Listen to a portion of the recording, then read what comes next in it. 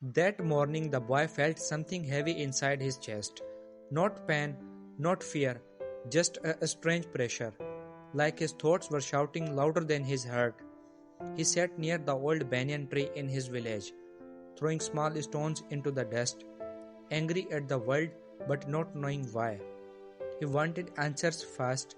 He wanted life to listen to him, but life was silent. Just then his grandfather slowly walked toward him, holding a wooden stick, his steps calm, his face peaceful as if nothing in the world could shake him. That moment felt important, like life was about to teach him something he would never forget.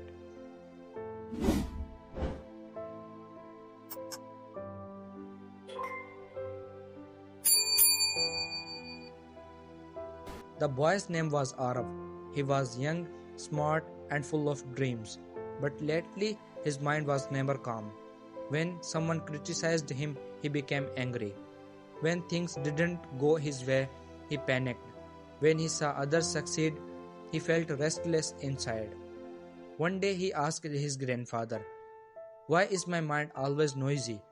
Why can't I feel peace like you?" The old man smiled and sat beside him. He picked up a small bowl filled with muddy water. He shook it hard and the water became darker and more dirty. "Look," the grandfather said, "this is your mind when you react quickly." Then he placed the bowl on the ground and waited. Slowly, very slowly, the mud settled down. The water became clear. "This," he said softly, "is the strength of a calm mind." Aurav was confused. The grandfather continued, "When the mind is calm, you see clearly. When it is disturbed, even truth looks wrong." That day, the grandfather took Arav with him to the village well. Some men were arguing loudly. One man was shouting, and other was insulting him back. But there was one man standing quietly listening. Later, that quiet man spoke only one sentence, and suddenly the argument ended. Arav was surprised. "Grandfather," he didn't shout, he didn't fight, but everyone listened to him. The grandfather nodded. "Because calm people do not waste energy on noise. Their words carry weight. Let me ask you something honestly.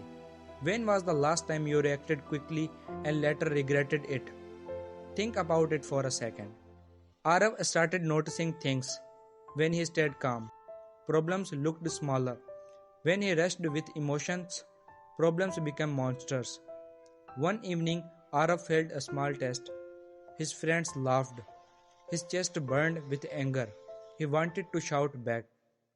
He remembered his grandfather. He stayed silent. That night, he studied quietly. No drama, no anger. Next month, he passed with good marks.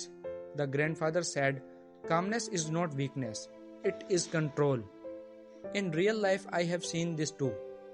I have seen people lose jobs not because they were bad, but because they couldn't control their emotions. I have seen relationships break not because of big problems, but because of small words spoken in anger.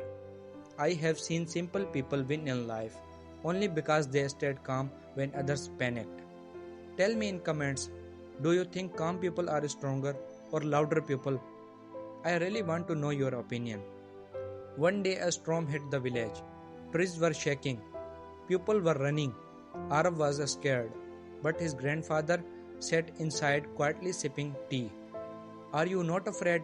Arav asked. The grandfather replied, "The storm is outside. Why should I bring it inside my mind?" That sentence stayed with Arav forever. Years passed. Arav grew older. Life tested him many ways: loss, failure, rejection. But each time he remembered the muddy water bowl. He learned that calmness does not remove problems. It gives you the power to face them. And that is the real strength of a calm mind.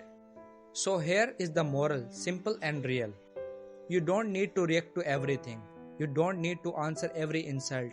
You don't need to panic over every problem. Pause, breathe, and stay calm. Because a calm mind thinks better, chooses better, and lives better. If this story touched you, share it with someone who needs peace in their life. And if you want more stories like this to improve your English and understand life deeply, subscribe to Wali Tales. Sometimes the quietest mind is the strongest one.